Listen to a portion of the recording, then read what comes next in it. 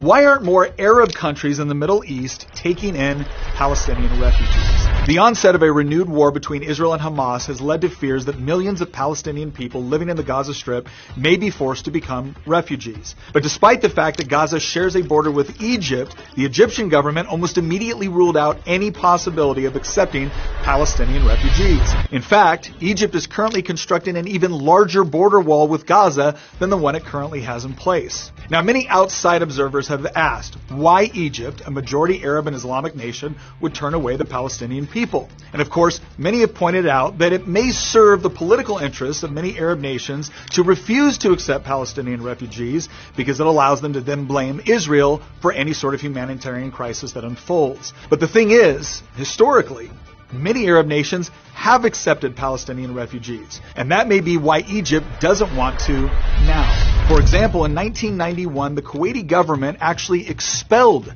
nearly 300,000 Palestinians in the aftermath of the First Gulf War, and this represented an astonishing 18% of Kuwait's entire population. So what was the reason? Well, the Palestinian Liberation Organization had actually supported Saddam Hussein's invasion of Kuwait a year earlier. And this support only grew after Iraq began attacking Israel with rockets throughout the war. After Kuwait's liberation, the government considered much of the Palestinian community to be complicit in the Iraqi occupation of their country. And in response, nearly all Palestinians were deported in just a few months.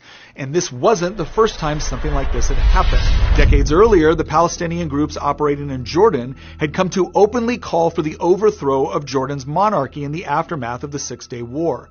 At the time, the PLO maintained its own separate army on Jordanian soil and used that armed force to sow chaos. Armed gangs of PLO militants drove around the capital of Amman, robbing families and businesses in the name of collecting financial assistance for the ongoing war of attrition against Israel. When members of the Jordanian police and army tried to defend their citizens from these attacks, they were attacked and killed. The Palestinian political network operated as a state within a state, with militants repeatedly using Jordan to launch rockets into Israel. The Marxist-Leninist Popular Front for the Liberation of Palestine even went so far as to hijack multiple planes, diverting the flights to a Palestinian-controlled airfield in Jordan, where the passengers were held hostage. By September 1970, the Jordanian army had finally had enough.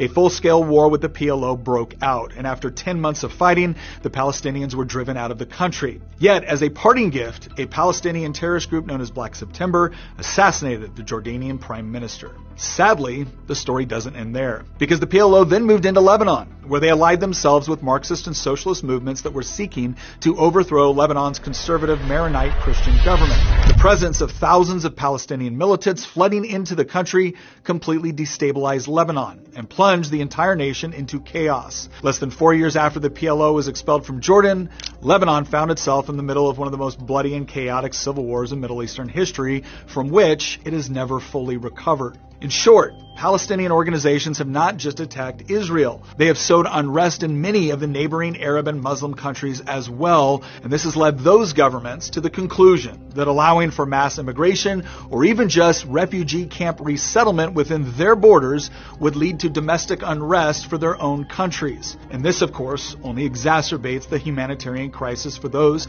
Palestinian non-combatants caught in the middle. The problem is, as long as terrorist organizations like Hamas and others are elected to represent the Palestinian people, their plight will most likely continue, as neither Israel nor apparently the surrounding Arab nations want to see their own populations threatened by terrorist groups.